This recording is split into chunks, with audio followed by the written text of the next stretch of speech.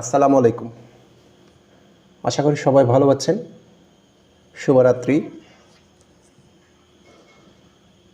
আমার কথা একটু স্পষ্ট বোঝা যাচ্ছে কিনা বলেন, এবং একটা স্ক্রিন দেখা যাচ্ছে কিনা একটু কথা বলবেন।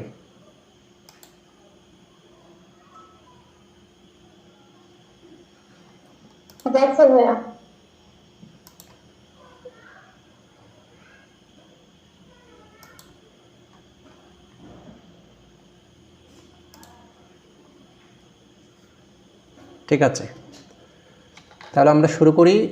সবাই রেডি তো? আর ওকে,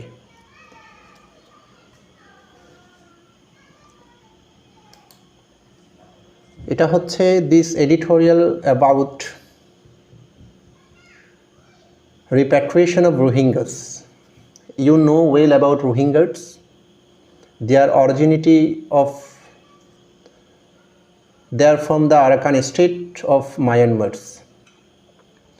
since 2017.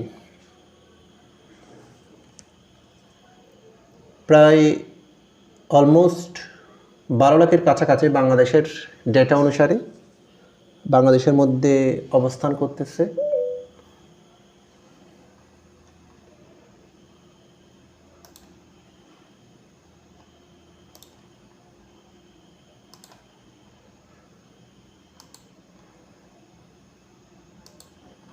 এত বছর হওয়ার পরও মায়ানমার গভর্নমেন্টকে অনেকবার রিকোয়েস্ট করা গিয়েছে তাদের রিটার্নের জন্য, যেটাকে বলে আমরা রিপ্যাট্রিয়েশন,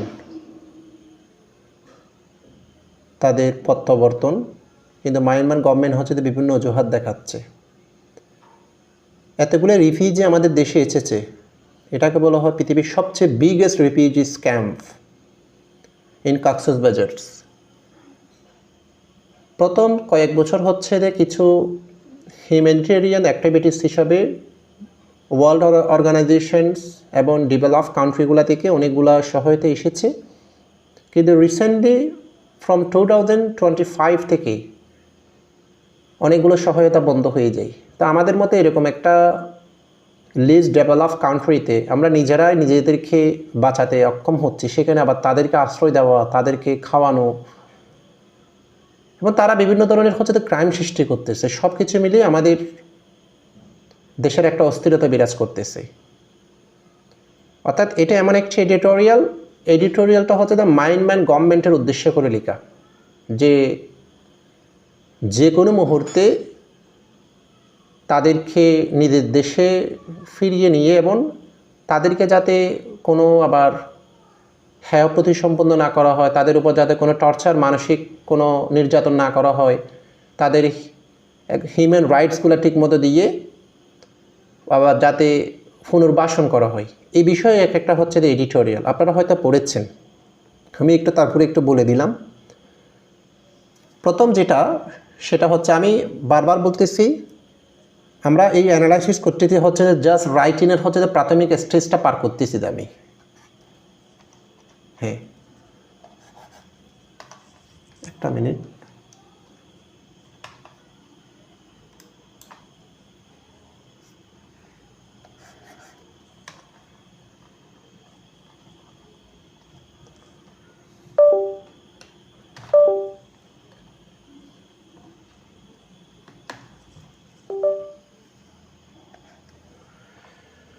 এখানে যে আমি যখন আমরা গ্রামেটিক্যাল অ্যানালাইসিসের বাইরে সেন্টেন্সের প্যাটার্নটা আমরা আপাতত এই টানা কয়েকদিন সেন্টেন্স প্যাটার্নটা একটু দেখব। বারবার সেন্টেন্স প্যাটার্নটা, একটা সেন্টেন্স কীভাবে প্যাটার্ন করা হয় এবং সেন্টেন্স শুরুর ভেরিয়েশনটা, এই জিনিসগুলোকে বারবার হাইলাইট করব। আমি আপনাদেরকে একটা ফার্স্ট ফিন করেও রেখেছি কোন বিষয়গুলোকে আমি হাইলাইট করব আপাতত রাইটিংয়ের প্রাথমিক স্টেজের জন্য। রিডিং থেকে যে বিষয়গুলো আমরা রাইটিংয়ের জন্য শিখব, এই জিনিসগুলো আপনারা মাথায় রাখবেন। প্রথমে বলা হচ্ছে যে create condition for safe return of Rohingya. এমন একটা অবস্থা সৃষ্টি করো যাতে রোহিঙ্গারা নিরাপদে ফিরতে পারে। যেমন এই সেন্টেন্সের প্যাটার্নটা কি? এই সেন্টেন্সটা হচ্ছে তো একটা ভার্ব দিয়ে শুরু হয়েছে। সরাসরি ভার্ব দিয়ে শুরু হলে সেটা অর্থ অনুসারে এটা হচ্ছে একটা ইম্পারেটিভ সেন্টেন্স। দেখো প্রশ্ন করতে পারি এটা কেন ইম্পারেটিভ সেন্টেন্স? এটা রিকোয়েস্ট করা হয়েছে রোহিঙ্গা মায়ানমার গভর্নমেন্টকে, তাদের ফরেন ডিপার্টমেন্টকে আলাদা করে রিকোয়েস্ট করা হয়েছে। আদেশ, উপদেশ, অনুরোধ, নিষেধ এগুলো যখন কোনো একটা সেন্টেন্সে এক্সপ্রেশনগুলো করা হয় তখন এটা ইম্পারেটিভ সেন্টেন্সই লেখা হয়েছে। এখানে ভাইয়া আপনি একটা কথা বলছিলেন যে সকল ইম্পারেটিভ সেন্টেন্স আপনি প্রেজেন্ট টেন্স হয়, প্রেজেন্ট টেন্সের কথা কি আপনি বলছিলেন? Yes, imperative sentence always the present tense, এবং ইম্পারেটিভ সেন্টেন্স সবসময় প্রেজেন্ট বা ফিউচার টেন্সে হবে, কখনো ফার্স্ট টেন্সে হবে না। এবং আরও কথা বলেছি ইম্পারেটিভ সেন্টেন্সের মধ্যে কখনো অক্সিলিয়ারি ভার্ব হবে না, শুধু একমাত্র ডু ভার্বটা হতে পারে, তাও ইম্পারেটিভ সেন্টেন্সের নেগেটিভ হলে। অন্য কোনো অক্সিলিয়ারি ভার্ব যেমন টু হ্যাভ ভার্ব, তা এখন to have verb, to do verb, to be verb, কোনো মডেল ভার্ব, কোনো অক্সিলিয়ারি ভার্ব ইম্পারেটিভ সেন্টেন্সও হবে না। এগুলি ইম্পারেটিভ সেন্টেন্সের প্রধান বৈশিষ্ট্য, মাথায় রাখবেন এগুলো একদম প্রথম দিকেই আমাদের বিভিন্ন গ্রামার ক্লাসে আলোচনা করা হয়েছে। এরপরে সেন্টেন্স নিয়ে কিন্তু আমি কিছু ক্লাস নিব, গ্রামার আরও অনেকগুলো ক্লাস বাকি আছে, এগুলোতেও আমরা আলোচনা করব। আচ্ছা যাই হোক, আর এখানে দেখেন আবার আর একটা জিনিস দেখবেন, বিন্যাসটা দেখবেন, ও পার্টস অফ স্পিচের ইন্টারচেঞ্জ, যেমন সেভ, সেভ এটা যদিও এখানে অ্যাডজেক্টিভের অর্থ কাজ করেছে, এটা সেভ থেকে হয়েছে, ভার্ব থেকে এটা অ্যাডজেক্টিভ হয়েছে। যদিও সেভ, আবার সেভের নাউন হচ্ছে যে সেফটি। আপনারা ওয়ার্ডগুলোকে এইভাবে কিন্তু অ্যানালাইসিস করার চেষ্টা করবেন, তাহলে আপনার ওয়ার্ডকে যদি আপনি ইন্টারচেঞ্জ করতে পারেন অটোমেটিকলি আপনার মধ্যে অনেকগুলো ওয়ার্ড জেনারেট হবে, তৈরি হবে।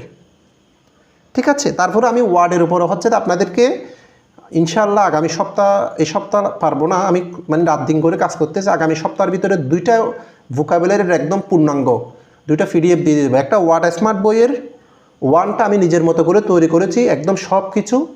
এরপরে হচ্ছে নিউজ পেপারের জন্য অ্যানালাইসিস করার জন্য, রাইটিংকে ইমপ্রুভ করার জন্য যে ওয়ার্ডগুলো লাগবে একদম এক্সাম্পল সহ এটার একটা PDF দিয়ে দেবো, আপনারা পেয়ে যাবেন, আরও বিস্তারিত জানবেন। আগামী সপ্তাহের মধ্যে পেয়ে যাবেন ইনশাল্লাহ।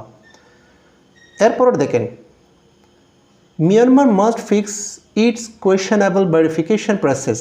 এই যে দেখেন সেন্টেন্সটা ফাইনাইট ভার্ব, মডেল ভার্ব, ওই যে বলেছি মডেল ভার্বের পরে বারবার মেন ভার্বের বেস ফর্ম হয়, এই জন্য বেস ফর্ম বসেছে।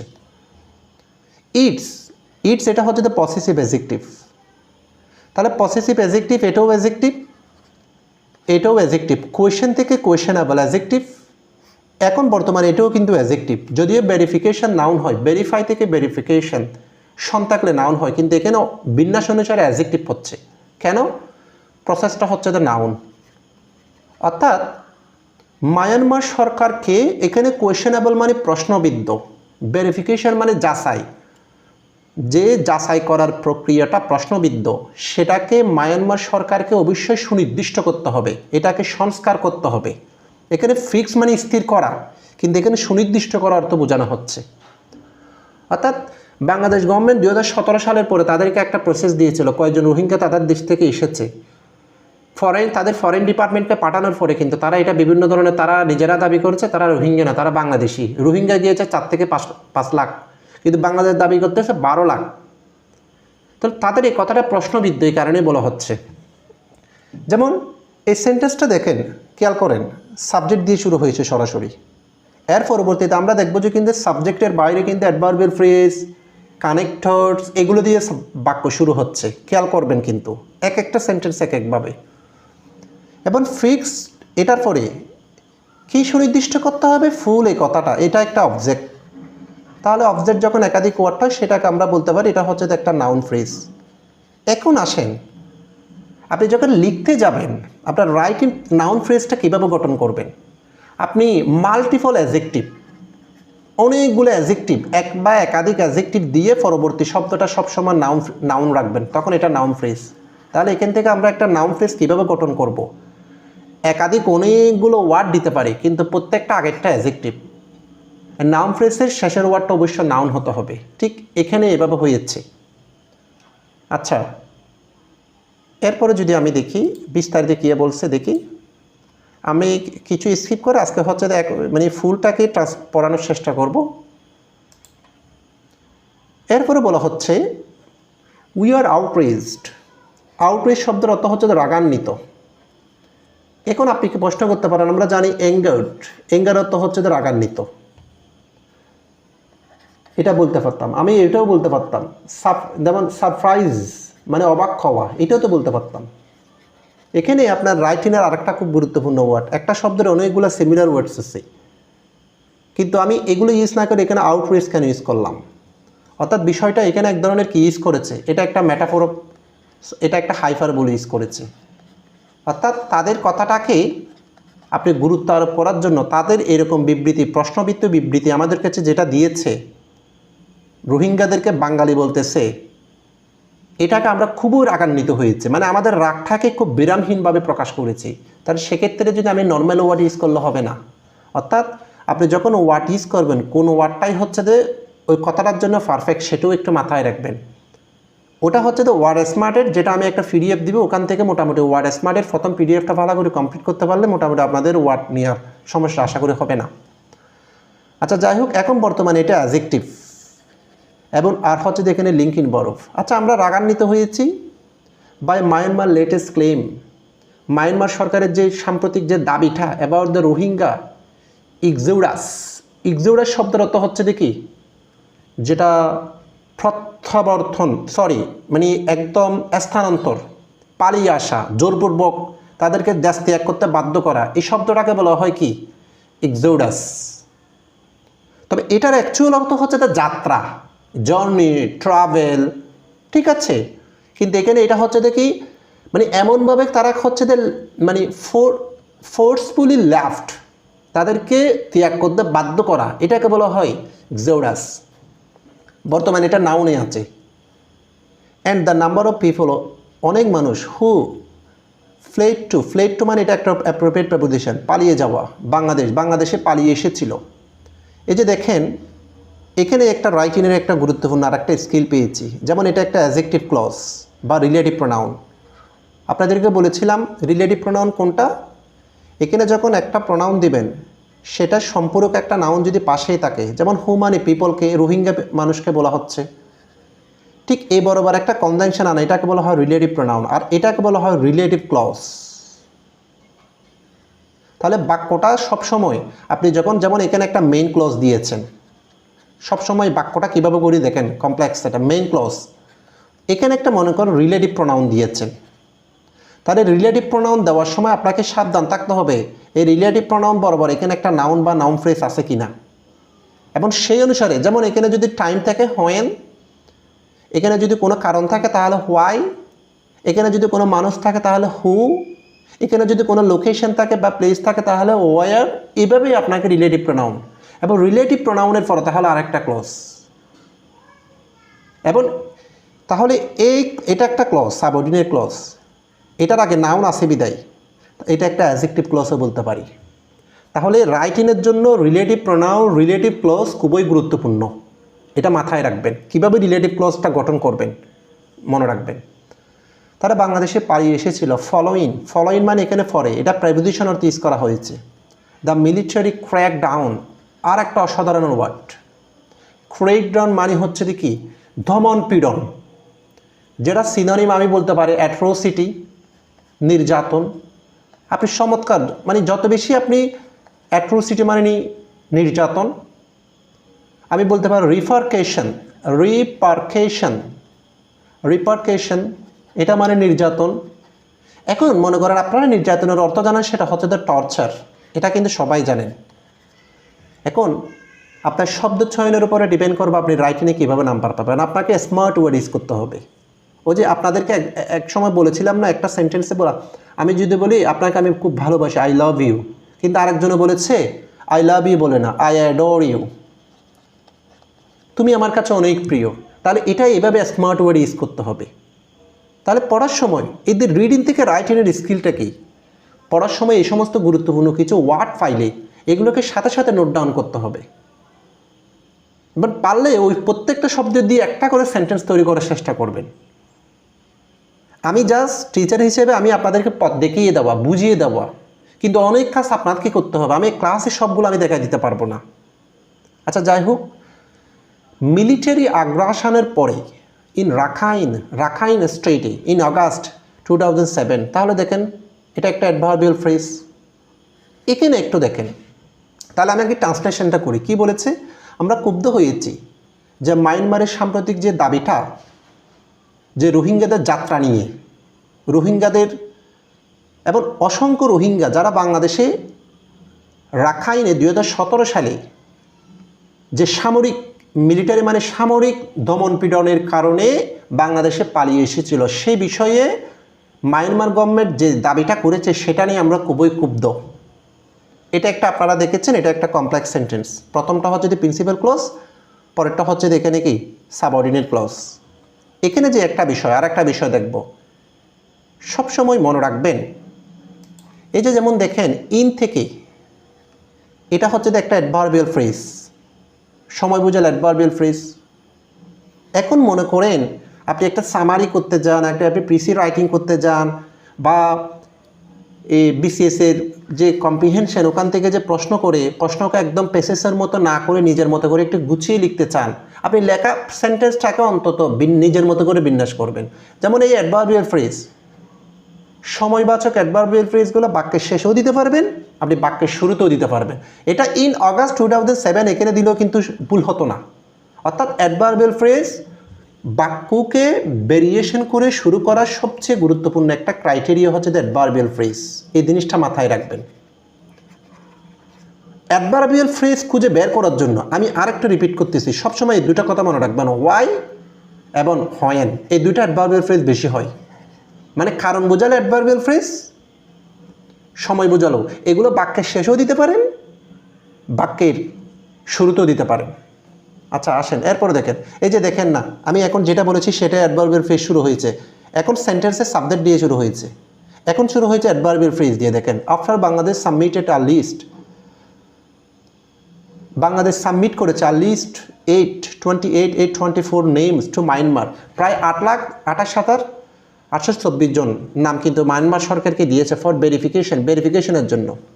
তবে হ্যাঁ, এটা অ্যাডভার্বিয়াল ফ্রেজ না, এটা ফুল একটা ক্লজ। আফটারের পরে যদি ফ্রেজ থাকে তাহলে প্রেপোজিশন, আফটারের পরে যেহেতু ক্লোজে আছে তাহলে আফটার কনজাংশন। তাহলে এটা কি অ্যাডভার্বিয়াল ক্লজ, সময় বোঝাচ্ছে। এখন দেখেন বাক্যটা এখানে সাবজেক্ট দিয়ে শুরু হয়েছে, আবার এখানে শুরু হয়েছে অ্যাডভার্বিয়াল ক্লজ দিয়ে, সময় বোঝালো আবার অ্যাডভার্বিয়াল ক্লজ। তাহলে এটা অ্যাডভার্বিয়াল ফ্রেজ কেন? একাধিক ওয়ার্ড, ফাইনাইট ভার্ব নাই। এটা অ্যাডভার্বিয়াল ক্লজ কেন? এটাও সময়, কিন্তু সাবজেক্ট ফাইনাইট ভার্ব আছে। আচ্ছা, দ্য লেটার্স, পরবর্তীতে তারা বলেছে ইট হ্যাড ভেরিফাইড, এটা ভেরিফাইড করা হয়েছিল 426,545 of July, as of July 31, and identified 3,08,797 as the former residents of the Rakhine। মানে এখানে যে সেন্টেন্সটা আপনারা বুঝতে পারতেছেন, এগুলো সব কিছু আমি ট্রান্সলেশন করে দিচ্ছি। অর্থাৎ বাংলাদেশ একটা সংখ্যার লিস্ট দিয়েছে, কিন্তু তারা সেই সংখ্যাটাকে অস্বীকার করেছে, তারা বলছে যে এটা আর একটা সংখ্যা, এটাই বলা হচ্ছে। এরপর ওটা দেখেন, অ্যাকর্ডিং টু, এটা একটা prepositional phrase. Myanmar ministry of foreign affairs, মায়ানমারের পররাষ্ট্র মন্ত্রণালয় থেকে জানানো হয়েছে মোর দেন 540,000 পিপল ক্রস ইন্টু বাংলাদেশ, 5,40,000 মানুষ ক্রস ইন্টু। এখন আমি প্রশ্ন করতে পারি, আমি তো এখানে এন্টারও দিতে পারতাম, কিন্তু এখন ক্রস কেন দিল? এই যে এখন এন্টার দিলে কিন্তু এটাও কিন্তু ভুল হবে, কিন্তু দুইটার অর্থ সেম। ক্রস ইন্টু মানে প্রবেশ করা, এন্টার ইন্টু মানে প্রবেশ করা, কিন্তু ডিফারেন্ট আছে। তারা কিন্তু একটা সীমানা অতিক্রম করে অবৈধভাবে প্রকাশ করেছে, এই জন্য এটাকে ক্রস ইন্টু দিতে হবে, এটাকে এন্টার দেওয়া যাবে না। তারা কি বৈধভাবে আমাদের দেশে এসেছে? না, অবৈধভাবে এসেছে। কিভাবে এসেছে? মায়ানমারের সাথে আমাদের সাথে একটা সীমান্ত আছে, সেই সীমান্তে ক্রস করেই এসেছে, তাই এন্টার ইন্টু দিলে এখানে হবে না। দেখেন শব্দ ছয়নটা একটু মাথায় রাখবেন। বাংলাদেশ ফলোইং দ্য ক্র্যাকডাউন, যে নির্যাতনের পরে, ওয়াইল অপরপক্ষে মোর দেন 2 lakh remain in Northern Rakhine, আবার আবার তার মধ্যে 2 লাখ হচ্ছে যে প্রায় উত্তরাঞ্চল, রাখাইন উত্তরাঞ্চলে কিন্তু অবস্থান করেছে, এভাবে তারা বলতেছে।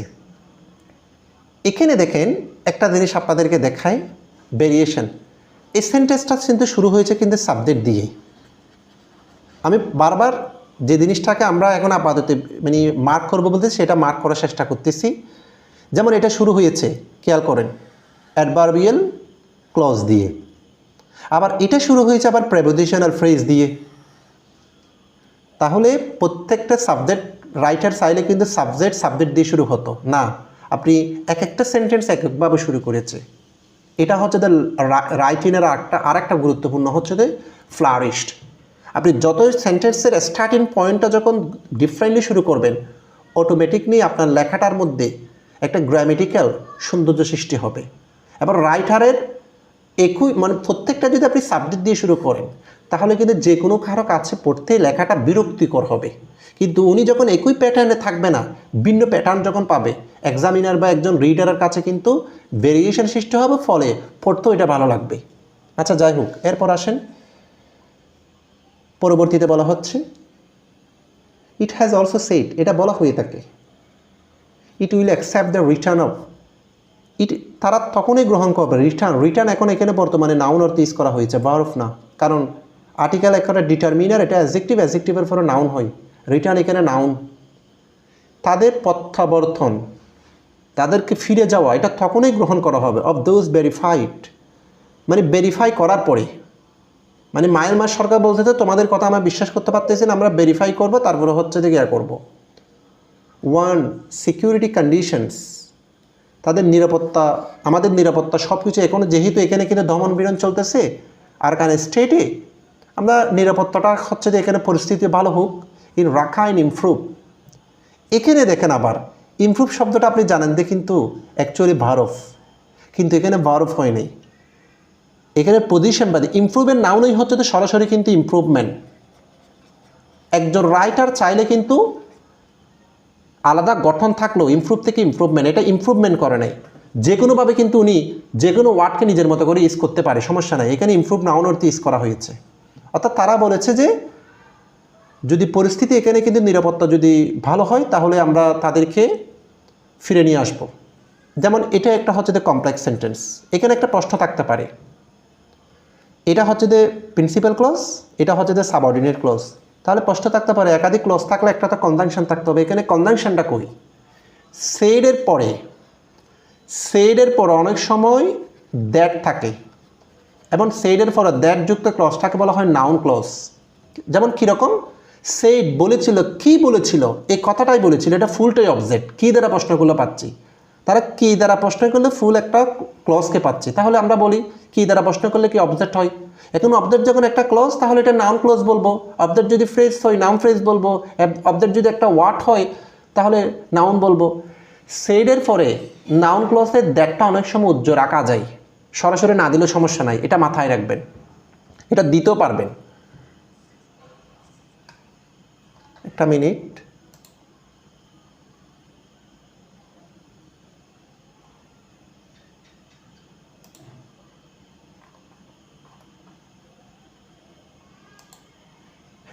এরপরে দেখেন পরবর্তীতে বলা হচ্ছে after nearly 9 years of Rohingya displacement মানে কি? ওই যে প্লেসমেন্ট মানে হচ্ছে তো আপনার একজন প্লেস থেকে ডিসপ্লেসমেন্ট, এটা একটা নেগেটিভ প্রিফিক্স, অর্থাৎ স্থানান্তর করাকে বলা হয় ডিসপ্লেসমেন্ট। আপনি যখন কাউকে স্থায়ীভাবে যখন এক জায়গায় সেট করবেন, তখন বলবেন দ্য প্লেসমেন্ট। আবার সেট না করে ওখান থেকে তাকে যদি দূর করেন, তাহলে ডিসপ্লেসমেন্ট। তাহলে বোঝা যাচ্ছে যে এটা একটা প্রিফিক্স।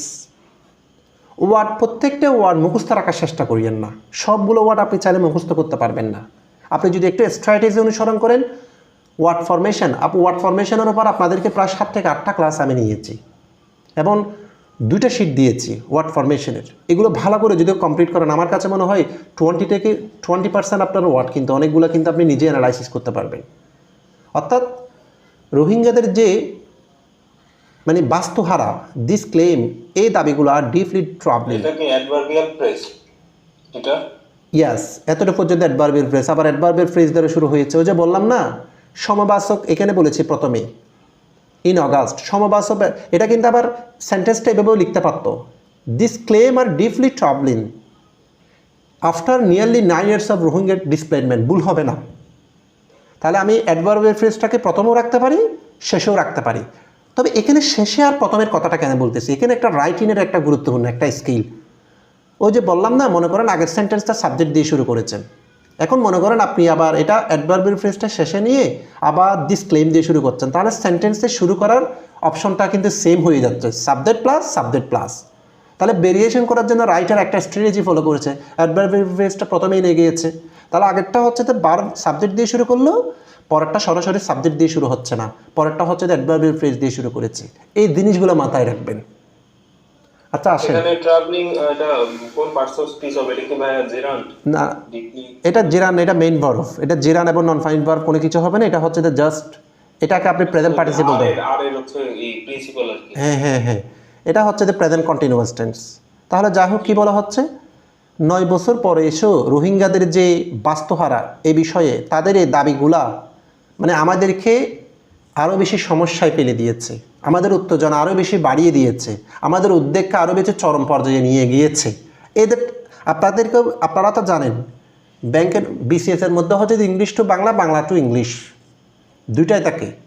এখন এখানে হয়তো এখানে যদি আপনি যেমন রোহিঙ্গাদের যে ডিসপ্লেসমেন্ট, তাদের বাস্তুহারার 9 বছর পরও এই দাবিগুলা গভীরভাবে আমাদেরকে সমস্যায় ফেলে দিয়েছে, এভাবে যদি কেউ ট্রান্সলেশন করেন, রাইটার কি এক্সামিনার এটা নিবে না।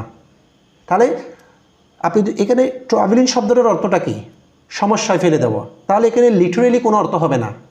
এটাকে হচ্ছে তো আপনাকে বাক্যটাকে আরও বেশি অলংকার সমৃদ্ধ শব্দ চয়নটা আপনাকে মাথায় রাখতে হবে। যেমন কীভাবে করতে পারি, তাদের বাস্তুহারার 9 বছর পরে এসেও তাদের দাবিগুলো আমাদের গভীরভাবে উদ্বেগ বাড়িয়ে দিচ্ছে, চিন্তায় ফেলে দিচ্ছে, এভাবে বলতে হবে। অর্থাৎ আপনি যখন ইংলিশ থেকে বাংলা যখন করবেন, আপনি কি সরাসরি ট্রান্সলেশন করবেন, এটা কি লিটারাল ট্রান্সলেশন হবে, নাকি আপনি র‍্যাথরিক করবেন? এই দুইটা জিনিস বোঝার চেষ্টা করেন। আপনাদেরকে বলি, লিটারাল মানে কি, আপনি যখন সরাসরি বলেন। র‍্যাথরিক মানে কি, আপনি কথাটা সরাসরি না বলেই আপনি খুব অন্য কিছুর সাথে উপমা দিয়ে বলেছেন। যেমন আমি যদি বলতে পারি, এই যে সাপোজ একটা এক্সাম্পল, আমার ভাই আমাকে মনে করেন অনেক সাপোর্ট করেছে, তাহলে আমি বলতে পারি আমার ভাইয়ের সাপোর্টের কথা আমি কখনো ভুলতে পারবো না। কিন্তু আমি যদি এভাবে, এটা সরাসরি বললাম, কিন্তু আমি কথাটাকে যদি এভাবে বলি, আমার ভাইয়ের সাপোর্ট ছিল আমার কাছে একটি বৃক্ষের ছায়ার মতো, বড় বৃক্ষের ছায়ার মতো, তাহলে ওই সেন্টেন্সটা খুব আউটস্ট্যান্ডিং হচ্ছে। অর্থাৎ আপনি কতটুক লিখেন, এটা কোনো ফ্যাক্ট না। ফ্যাক্ট হচ্ছে কি জানেন, আপনি 2 পেজ লিখেন, 3 পেজ লিখেন, যে কোনো একটা লেখাটাকে আপনার লেখাটা কোন ধরনের শব্দ আপনি চয়েস করতেছেন, এটাই হচ্ছে সবচেয়ে বেশি গুরুত্বপূর্ণ বিষয়। শব্দ চয়েস, গ্রামেটিক্যাল ভেরিয়েশন, এই জিনিসগুলোকে বেশি হাইলাইট করবেন। আপনারা প্রথমে একদম আমরা ফোকাস অ্যাডভান্স রাইটিংয়ের দিকে যাব না, মানে একটা রাইটিংয়ের জন্য যে ক্রাইটেরিয়া আমরা রিডিং থেকে শিখবো, এই জিনিসগুলোকে হাইলাইট করবেন, বারবার বলতেছি। এরপর আসেন, বাংলাদেশ হ্যাজ রাইটলি রিজেক্টেড, তবে তাদের দাবিগুলোকে বাংলাদেশ একদম আইনগতভাবে সঠিকভাবে প্রত্যাখ্যান করেছে। তাদেরকে তাদেরকে প্রশ্ন ফেলে দিয়েছে দ্য রিলায়াবিলিটি, রিলায়াবল থেকে রিলায়াবিলিটি, মানে তাদের বিশ্বাসযোগ্যতাকে প্রশ্নবিদ্ধ করেছে। And completeness of Myanmar verification process, complete থেকে কমপ্লিটনেস, ক্যান অফ ভার্ব থেকে নাউন, এই যে প্রেপোজিশনের পরে কি হচ্ছে, নাউনই হবে। অর্থাৎ মায়ানমারের যে যাচাইকরণ প্রক্রিয়া সম্পূর্ণ বিশ্বাসযোগ্যতা, এটা প্রশ্নবিদ্ধ করেছে বাংলাদেশ। মানে বাংলাদেশে বিভিন্ন ধরনের ডেটা দিয়েছে, ডেটা দিয়ে বলেছে তোমাদের এই কথাগুলো রাইট না, ডেটা দিচ্ছে। আবার বাংলাদেশের সাথে বিভিন্ন ইন্টারন্যাশনাল অর্গানাইজেশনও কিন্তু একমত হয়েছে। এই জন্য বলতেছে যে বাংলাদেশ আইনগতভাবে সঠিকভাবে তাদেরকে প্রত্যাখ্যান করেছে এবং তাদের বিশ্বাসযোগ্যতা এবং পরিপূর্ণতা যাচাইকরণ প্রক্রিয়াটাকে প্রশ্নবিদ্ধ করেছে। তাহলে এই সেন্টেন্সটা দেখেন, এটা একটা প্রিন্সিপাল ক্লজ, ভার্ব আছে, এটাও একটা প্রিন্সিপাল ক্লজ, এখানেও কি আছে, ভার্ব আছে। তাহলে এখন এটাকে আমি বলবো কম্পাউন্ড সেন্টেন্স। আর একটা বিষয় এখান থেকে আপনারা আমাকে প্রশ্ন করতে পারেন, সেটা হচ্ছে কি জানেন, যেমন মনে করেন প্রত্যেকটি ক্লজে তো ফাইনাইট ভার্বের সাথে একটা সাবজেক্ট থাকে, এই ক্লজের সাবজেক্ট কিন্তু এটা, কিন্তু এই ক্লজের সাবজেক্ট কই নাই, অ্যান্ড দ্বারা যুক্ত দুইটা ইন্ডিপেন্ডেন্ট ক্লজের সাবজেক্ট যদি একই হয় একবার প্রথম উল্লেখ করবেন, শেষে উল্লেখ করবেন না। তাহলে এখান থেকে একটা আপনাদেরকে কী শিখেলাম? রিডান্ডেন্সি। রিডান্ডেন্সি মানে কি? রিডান্ডেন্সি মানে হচ্ছে যে বাংলা ব্যাকরণের ভাষায় বলা হয় ব্যতিরেক। যেমন আপনাকে আমি বললাম রিটার্ন মানে কি? ফিরে আসা। কিন্তু এখানে আমি আর একটা শব্দ বললাম ব্যাক, এটা একটা রিডান্ডেন্সি। কারণ যেহেতু রিটার্নের মাধ্যমে ফিরে আসাটাকে অলরেডি আমি মেনশন করে ফেলেছি, তো ব্যাক অর্থ তো ফিরে আসা। তাহলে একই ওয়ার্ড অতিরঞ্চিত করার দরকার নাই, অর্থাৎ সেম ওয়ার্ড ব্যবহার করে অতিরঞ্চিত করা, এটাকে বলা হয় নিয়মের বাইরে ওয়ার্ড ব্যবহার করা, প্রয়োজনের বাইরে, এটাকে বলা হয় রিডান্ডেন্সি। ঠিক অনুরূপভাবে রিজেক্ট করেছে কে? বাংলাদেশ। কোয়েশ্চেন করেছে কে? বাংলাদেশ। তাহলে দুইটা ক্লজের সাবজেক্ট কিন্তু একটাই, এই জন্য এখানে বাংলাদেশটা না দেওয়া বেটার। রিডান্ডেন্সি এই বিষয়গুলো, এগুলো হচ্ছে যে কমপ্লেক্স গ্রামার, এগুলোর উপর আমাদের আস্তে ধীরে ক্লাস হবে। আচ্ছা, এখানে কোনো এই প্যারার মধ্যে কোনো কোয়েশ্চেন আছে?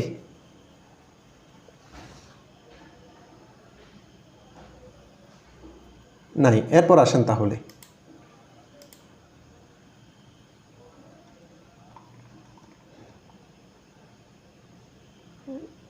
এগুলো হচ্ছে, এই প্যারাটা হচ্ছে তো আপনারা পড়ে নেবেন।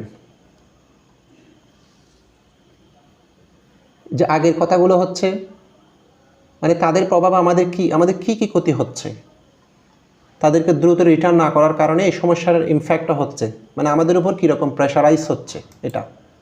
এরপর আসেন ইন দ্য কারেন্ট সিচুয়েশনস, বর্তমান পরিস্থিতি। আবার একটা অ্যাডভার্বিয়াল ফ্রেজ আপনাদেরকে আমি বারবার বলি, অ্যাডভার্বিয়াল ফ্রেজ, অ্যাডভার্বিয়াল ক্লজ রিটেনের জন্য খুবই গুরুত্বপূর্ণ।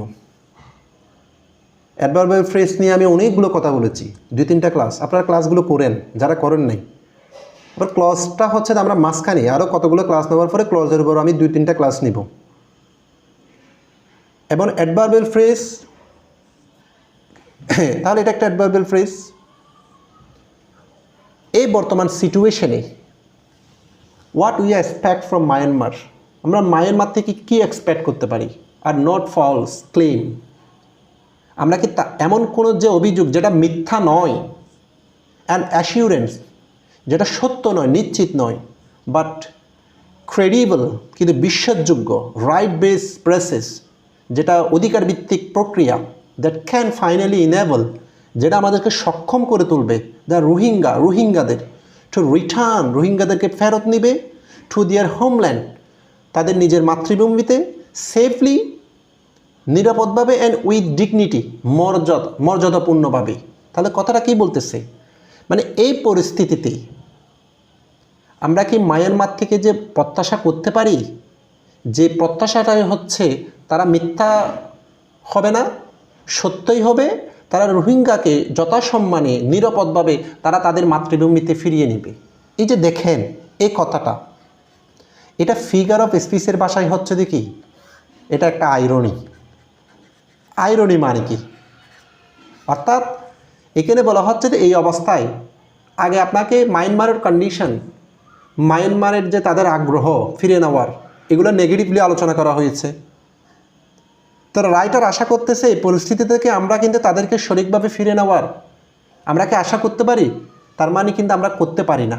তাহলে আইরনি মানে কি? আইরনি মানে এমনভাবে একটা কথাকে বিদ্রুপ করা, এমনভাবে একটা কথাকে স্যাটায়ার করা, যেটা বলা হচ্ছে তার বিপরীত অর্থটাই হচ্ছে দ্য আইরনি। তার বিপরীত অর্থটাই হচ্ছে দ্য আইরনি। অর্থাৎ যা বলা হচ্ছে তার বিপরীত মনে করতে হবে। অর্থাৎ তাদেরকে আমরা আশা করতেছি তাদেরকে ফিরিয়ে নিবে, কিন্তু কারেন্ট সিচুয়েশনে কিন্তু আসলে ফিরিয়ে নিবে না, এটাই বলা হচ্ছে। এটা একটা আইরনি। আচ্ছা আসেন, এখানে আরেকটা বিষয় যদি আমি পাই, আমাকে কে বলতে পারে সাবঅর্ডিনেট ক্লজের মধ্যে এটা কি নাউন ক্লজ নাকি অ্যাডজেক্টিভ ক্লজ নাকি অ্যাডভার্বিয়াল ক্লজ? এই ক্লজটা কে বলতে পারে? What you expect from the Myanmar, এটা কোন ক্লজ? এটা কি নাউন ক্লজ? ভেরি গুড, এটা হচ্ছে একটা নাউন ক্লজ। এখানে কি এডওয়ার্ডটা মায়ানমার নেবে? হ্যাঁ শোনেন, হ্যাঁ এটা নাউন ক্লজ। তবে এই যে যেমন এটাকে নাউন ক্লজ কীভাবে ধরেছি? তাহলে এখন আপনারা শিখেছেন এখানে কেন আমি এটা আলাদা করে আইডেন্টিফাই করলাম। বাক্যে অ্যাডভার্বিয়াল ফ্রেজ দিয়ে শুরু হয়েছে বা প্রেপোজিশনাল ফ্রেজ দিয়ে শুরু হয়েছে, এটা একটা ভেরিয়েশন। তাহলে আপনি এতদিন শিখেছেন আপনারা কি সাবজেক্ট, নাউন বা প্রনাউন দিয়ে বাক্য শুরু হয়, নাউন ফ্রেজ দিয়ে বাক্য শুরু হয়, সেটাও আপনাদেরকে শিখিয়েছি। তাহলে এখন শিখেছেন নাউন ক্লজ দিয়ে বাক্য শুরু হতে পারে। তাহলে নাউন ক্লজ কীভাবে বুঝবেন? এই যে দেখেন, উই একটা সাবজেক্ট, অ্যাসপেক্ট এটা একটা হচ্ছে ফাইনাইট ভার্ব। কেন নাউন ক্লজ কীভাবে বুঝেছি? এই যে আরটাকে ফাইনাইট ভার্ব ধরে, তাহলে ফুল আগেরটাই হচ্ছে সাবজেক্ট, তাহলে সাবজেক্টের ভিতরে আবার আরেকটা সাবজেক্ট আর একটা ফাইনাইট ভার্ব, তাহলে একটা ক্লজ, ফাইনাইট ভার্বের আগে একটা ক্লজ হলে সেটা হচ্ছে একটা নাউন ক্লজ। এবং হোয়াট হচ্ছে একটা কনজাংশন, সাবঅর্ডিনেটিং কনজাংশন। তাহলে এটা সাবঅর্ডিনেট ক্লজের মধ্যে নাউন ক্লজ। আমরা যে নাউন ক্লজ বলি, অ্যাডজেক্টিভ ক্লজ বলি, অ্যাডভার্বিয়াল ক্লজ বলি, এগুলো সব এই সাবঅর্ডিনেট ক্লজের অংশ, প্রকারভেদ। আচ্ছা, আর নট ফলস। এরপর দেখেন এদিকে, তাহলে এতটুকু পর্যন্ত এটা হচ্ছে একটা সাবঅর্ডিনেট ক্লজ। আর নট ফল ক্লেমস অ্যাসিওরেন্স, এটা হচ্ছে একটা কি? এটা হচ্ছে একটা প্রিন্সিপাল ক্লজ, খেয়াল করেন। But a credible right base process, এটা আর এই যে দেখেন, ক্রেডিবল মানে যেটা আমাদের বিশ্বাসযোগ্য, এটা একটা, এখানে কিন্তু একটা ইস্যুজ্য আছে, but it is a credible. এরপরে দেখেন that can finally enable the Rohingya to return, এটা আর একটা subordinate clause. Can finally enable the Rohingya to return, এই রিটার্ন এটা হচ্ছে একটা ইনফিনিটিভ। আর একটা বিষয় এখানে দেখেন, এই যে একদম সেফলি থেকে শুরু করে উইথ ডিগনিটি এতটুকু পর্যন্ত, এটা হচ্ছে একটা অ্যাডভার্বিয়াল ফ্রেজ। কীভাবে এই সেফলি তাদেরকে কীভাবে ফিরিয়ে নিবে? রাইটারের আশা, নিরাপদভাবে, মর্যাদা দিয়ে। তাহলে এটাকে কি প্রশ্ন করলে পাচ্ছেন? হাউ দ্বারা প্রশ্ন করলে পাচ্ছেন। তাহলে আপনি যখন একটা সেন্টেন্সকে বর্ধিত করবেন, সেন্টেন্সের সাবজেক্ট, ভার্ব, অবজেক্ট, এখন আপনি চাচ্ছেন সেন্টেন্সটাকে বর্ধিত করার জন্য, তাহলে এর বাইরে আপনি অ্যাডভার্বিয়াল ফ্রেজ আনতে পারেন। অ্যাডভার্বিয়াল ফ্রেজ আনার জন্য কীভাবে প্রশ্ন করবেন? ওই যে বললাম, যেমন এটা হাউ দ্বারা প্রশ্ন করলে অ্যাডভার্বিয়াল ফ্রেজ পাচ্ছি, হয়েন দ্বারা প্রশ্ন করবেন, সময় আনা যায় কি না, উপায় আনা যায় কি না, কোনো কারণ আনা যায় কি না, এভাবেই। যেমন এটা হাউ দ্বারা প্রশ্ন করলে হচ্ছে। তাহলে একটা সেন্টেন্সের মধ্যে অ্যাডভার্বিয়াল ফ্রেজ আনার জন্য প্রক্রিয়া হচ্ছে সবসময় সেন্টেন্স রিলেটেড হাউ দ্বারা প্রশ্ন করবেন, হোয়াই দ্বারা প্রশ্ন করবেন, হয়েন দ্বারা প্রশ্ন করবেন। এই সেন্টেন্সটাকে ফ্লারিশ করার জন্য, আরও বেশি তথ্য দেওয়ার জন্য এগুলো দ্বারা প্রশ্ন করে আপনি এক্সট্রা ওয়ার্ড আনতে পারেন। তাহলে এটা কীভাবে এনেছে? মনে করেন এটা বাক্যের মধ্যে নাই, আপনি যে এই অংশটা কীভাবে আনবেন, এটা বুঝবেন কীভাবে? তাহলে এখানে এই বাকি ওয়ার্ডগুলোকে বেস ধরবেন। যেমন রোহিঙ্গাদের ফিরে নেওয়ার কথাটা বলতেছে, তাহলে রোহিঙ্গাদের ফিরে নেওয়ার কথাটা বলতেছে যে কীরকম, কখন? যদি বলি কখন, তাহলেও একটা ফ্রেজ হতে পারে ভেরি ফাস্ট, ইন আ হারি, তাড়াতাড়ি, এটাও কিন্তু হবে। আবার হাউ দ্বারা প্রশ্ন করলে সেটাও বলতে পারি, সেফলি অ্যান্ড উইথ ডিগনিটি। আবার হোয়াই দ্বারা প্রশ্ন করেও আনতে পারি। কীভাবে? যেমন টু মিটিগেট, যেমন অনেকগুলো আনা যায় বাক্যটাকে, to mitigate our sufferings, Bangladesh burdens, বাংলাদেশের বোঝাকে কমিয়ে নিতে। অর্থাৎ এই কথাটাকে বেস করে অতিরিক্ত কিছু আনার জন্য যে কোনো একটাকে বেস করবেন, বেস করে এটা তারা প্রশ্ন করবেন, তখন অতিরিক্ত কিছু অংশ আনা যাবে। এরপরেতে দেখেন, এরপরে কি বলা হচ্ছে, Myanmar must take concrete steps. Concrete মানে একদম দৃশ্যমান, কংক্রিট মানে দৃশ্যমান, দৃশ্যমান পদক্ষেপ তাদেরকে অবশ্যই নিতে হবে। আবার মডেল ভার্ব প্লাস ভার্বের বেস ফর্ম, এবং টেক এটা একটা transitive verb, noun phrase, object. To create the condition necessary, প্রয়োজনীয় অবস্থা, তাদেরকে এরকম অবস্থা সৃষ্টি করতে হবে। ফর দেয়ার রিটার্ন, তাদের প্রত্যাবর্তনের জন্য। Rather than making improve as security, নিরাপত্তা জোরদার করার চাইতে free condition with a clear plan, কোনো স্বচ্ছ কোনো পরিকল্পনা ছাড়া। ফর অ্যাচিভিং ইট, অর্থাৎ তাদের অজুহাত যেটা নিরাপত্তা, তারা পরিস্থিতি স্বাভাবিক হলে তাদেরকে ফিরিয়ে নেবে, তো রাইটার বলতে চাচ্ছে যে এই সমস্ত অজুহাতগুলো না দেখিয়ে খুব দ্রুত ব্যবস্থা নিয়ে তাদেরকে কিন্তু দ্রুত ফিরে নেওয়ার ব্যবস্থা করতে হবে, যাতে দৃশ্যমান এরকম পদক্ষেপ মায়ানমার সরকার গ্রহণ করে। আমরা আর ওয়েট করতে পারতেছি না এভাবে। রেদার দেন মানে কি? রেদার দেন মানে হচ্ছে তো বরং, অর্থাৎ সিকিউরিটি ইমপ্রুভ করার চাইতে খুব দ্রুত ফিরিয়ে নেওয়া, কম্প্যারিজন করার অর্থে একটার চাইতে আর একটা উৎকৃষ্ট অর্থ আপনি কিন্তু রেদার দেন ইউজ করবেন। আরেকটা বিষয় এখানে আরেকটা দেখেন, to create the condition necessary, এটা কোন ফ্রেজ কে বলতে পারে? To create the condition of necessary, এটা কোন ফ্রেজ? এটা টু ক্রিয়েট, এটা কি নাউন ফ্রেজ? না, এটা হচ্ছে যে একটা অ্যাডভার্বিয়াল ফ্রেজ, অ্যান্ড ইনফিনিটিভ ফ্রেজের মধ্যে। এখন মনে করুন এখান থেকে আরেকটা জিনিস শেখাচ্ছি। আচ্ছা, এই যে এখানে কে বলতে পারেন এই সেন্টেন্সের মধ্যে এই লাইনটাকে বর্ধিত করার জন্য, মনে করুন আমি লিখেছি এতটুকু পর্যন্ত পরীক্ষায়, এখন আপনি চাচ্ছেন সেন্টেন্সটাকে আরেকটু বড় করতে। আমরা এখন শিখতেছি কীভাবে সেন্টেন্সটাকে বড় করা হয়। এখন এই সেন্টেন্সটাকে বড় করে এই অংশটা আনার জন্য এখানে কোনটাকে বেস করবেন, কোন ওয়ার্ডটাকে বেস করবেন কে বলতে পারবেন? মায়ানমার, মাস, নাকি টেক, নাকি কংক্রিট স্টেপস, কোনটাকে বেস করা হয়েছে, মানে কোনটাকে হেড ওয়ার্ড ধরবেন আপনাকে সেটা জানতে হবে। এই যে এটার সাথে create condition necessary for their return, এটা কি এই কংক্রিট স্টেপসের সাথে এটাকে বেস করেছেন। কেন দৃশ্যমান পদক্ষেপ নেবে? যে স্বাভাবিক প্রয়োজনীয় অবস্থা সৃষ্টি করার জন্য, অর্থাৎ একটা শব্দকে বিশ্লেষণ করে আরও অতিরিক্ত কিছু আনার জন্য কোন শব্দটাকে বেস করবেন সেটা অনুসারে। যেমন আমি যদি এটাকে বেস করি, কেন পদক্ষেপ নিব? ভালো অবস্থান সৃষ্টি করার জন্য অটোমেটিক্যালি চলে আসতেছে। তাহলে ইনফিনিটিভ ফ্রেজ কখন আনবেন? হোয়াই দ্বারা প্রশ্ন করলে বেশিরভাগ ক্ষেত্রে ইনফিনিটিভ ফ্রেজ আছে, মনে রাখবেন। এবং ইনফিনিটিভ ফ্রেজ যে কোনো একটা ওয়ার্ডকে, আমি বারবার বলতেছি, যে কোনো একটা ওয়ার্ডকে যদি এক্সট্রা যদি কিছু আগে পরে যুক্ত করতে চান, কোন ওয়ার্ডটাকে বেস করবেন সেটাকে আগে হাইলাইট করবেন, সেটা আগে আইডেন্টিফাই করবেন। আসেন এরপরে দেখেন, ইটস কন্টিনিউড রিফিউজাল। রিফিউজাল এখানে নাউন, মনে রাখবেন। কীভাবে বুঝেছি? ইটস কিন্তু অ্যাজেক্টিভ, কন্টিনিউড অ্যাজেক্টিভ, তাহলে অ্যাজেক্টিভের পরে কী হয়? নাউন হয়। আপনাদেরকে এটাও শিখেছিলাম, ভার্বের পরে রিফিউজ থেকে রিফিউজাল হয়েছে, plus L, verb plus L যুক্ত হলে সেটা হচ্ছে যে নাউন হয়। আবার নাউন প্লাস এল হলে সেটা বলেছি অ্যাজেক্টিভ হয়। আচ্ছা যা হোক, এই চলমান প্রত্যাখ্যান to recognise the Rohingya as one of the ethnic minorities, তাদের দেশে তারা হচ্ছে যে মানে বারবার এরকম প্রত্যাখ্যান কারণে রোহিঙ্গাদেরকে তারা স্বীকৃতি দিয়েছে as one of the ethnic minority, সবচেয়ে সংখ্যালঘুতে। Is another fundamental of struggles, এটা অন্যতম একটি আরেকটা মৌলিক বাধা টু সাস্টেনেবল রিপ্যাট্রিয়েশন। রিপ্যাট্রিয়েশন মানে কি? ফিরিয়ে নেওয়া, প্রত্যাবর্তন করা, অসাধারণ একটা word.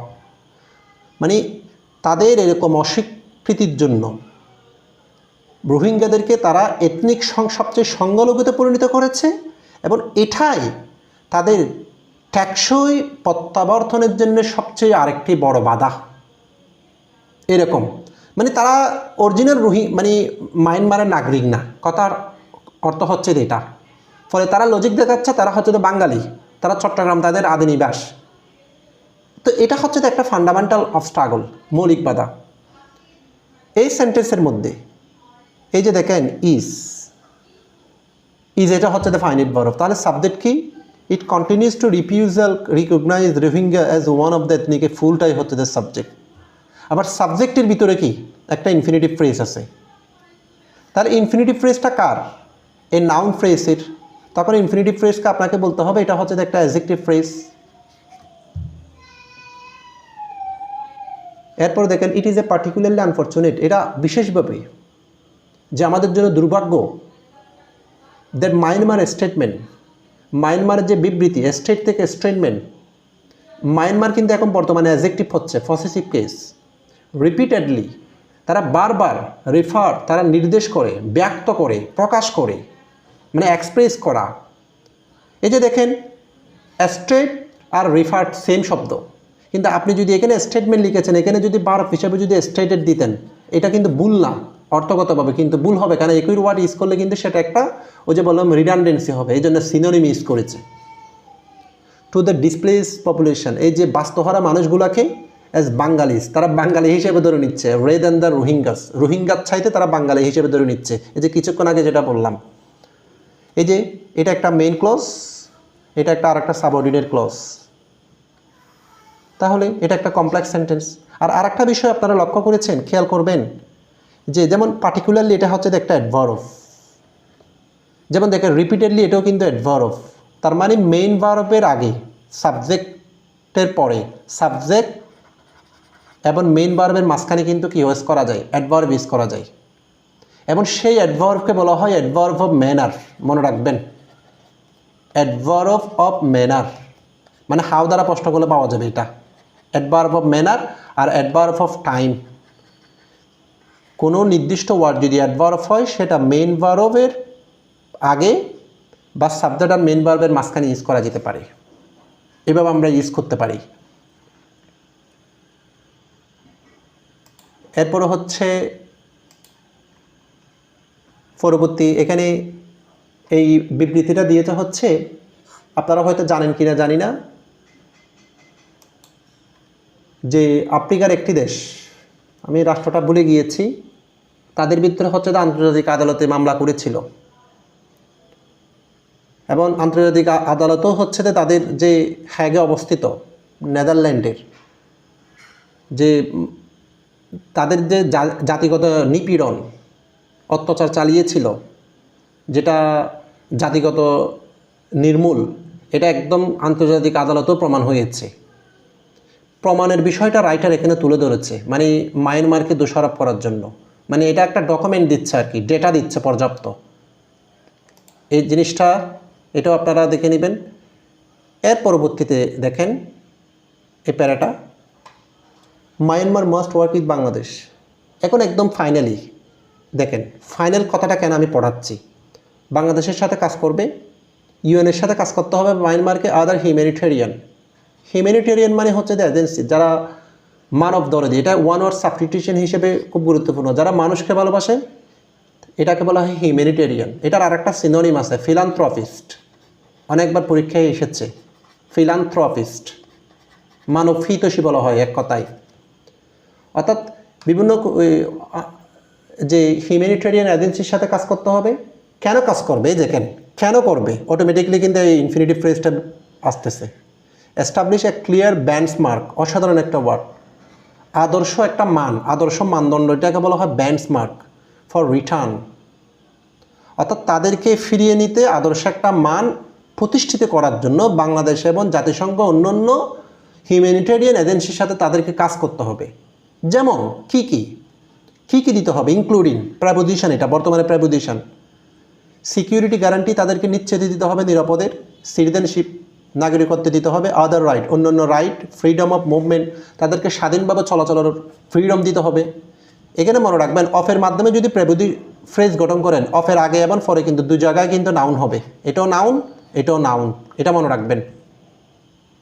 And access to basic service, অন্যান্য মৌলিক অধিকার প্রবেশের তাদের অধিকার দিতে হবে, সো দ্যাট যাতে এই যে এটা দ্বারা সো দ্যাটের পরে কখন কোন একটা অংশ দিবেন, রেজাল্ট বোঝাতে। তাহলে এটার রেজাল্ট কি, আগের যে কথাগুলো বলেছে সেগুলোর result. Rohingya can revealed their lives, তারা যাতে তাদের জীবন আবার নতুন করে গঠন করতে পারে। The process must be voluntary, এটা খুব স্বইচ্ছাই করতে হবে মায়ানমার সরকারকে। ট্রান্সপারেন্ট, স্বচ্ছ অ্যান্ড ক্রেডিবল, বিশ্বাসযোগ্য, এই যে দেখেন প্যারালাল স্ট্রাকচার সবগুলো অ্যাডজেক্টিভ।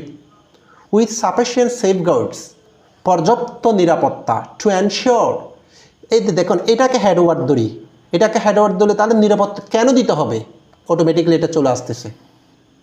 মানে একটা ওয়ার্ড থেকে আরেকটা ওয়ার্ড করার জন্য, আরেকটা ফ্রেজ বের করার জন্য একটা ওয়ার্ডকে হেডওয়ার্ড ধরবেন স্টেপ বাই স্টেপ, তখন সেন্টেন্সের ওয়ার্ডগুলো অটোমেটিক্যালি আপনার ব্রেইনে কিন্তু কি প্রডিউস হবে। নিশ্চিত করার জন্য, those who return will not face renewed persecution মানে হচ্ছে নির্যাতন, মানে মায়ানমার গভর্নমেন্টকে নিশ্চিত করতে হবে যাতে তারা আবার নতুন করে কোনো নির্যাতনের শিকার হবে না। এখন দেখেন এই লাস্টের যে প্যারাটা, এখান থেকে আমরা একটা রাইটিংয়ের যে প্যাটার্ন খুব ভালো করে দেখবেন। যেমন এটা একটা এডিটোরিয়াল, মনে করেন এটা একটা হচ্ছে ফোকাস রাইটিংয়ের একটা অংশ। রাইটার প্রথমে শুরু করেছে কি, অসাধারণ একটা হেডলাইন। এই হেডলাইনের ভিতরে কিন্তু সবগুলো কথা, মানে এমনভাবে নিশ্চিত করতে হবে তাদের নিরাপদ জীবন। তাহলে তার এখানে তাদের অনেকগুলো সমস্যার কথা বলেছে, টাইটেলের মাধ্যমে বুঝিয়ে দিয়েছে আমরা সমস্যাগুলো পেয়েছি। আর প্রথম প্যারাতেই কি পেয়েছি, মানে সমস্যাটাকে ইন্ট্রোডিউস করা। তাহলে আপনি যখন কোনো একটা কিছু লিখতে যাবেন, আপনাকে সমস্যাটাকে ইন্ট্রোডিউস করবা। ওই যে, এবং শুরুতে এমন একটা সেন্টেন্স দিয়ে শুরু করবে, আমি একজন পত্রিকার পাঠক হিসেবে ভিতরে কী আছে আমি পড়ার চেষ্টা করব। প্রথমেই আমি অবাক হয়ে গিয়েছি, ও আমরা তো অনেক বেশি ক্ষুব্ধ হয়েছি, কেন ক্ষুব্ধ হয়েছি, বিস্তারিত। অর্থাৎ ইন্ট্রোডাকশনের মধ্যে খুব অসাধারণ একটা হুক থাকতে হবে, নাম্বার 1।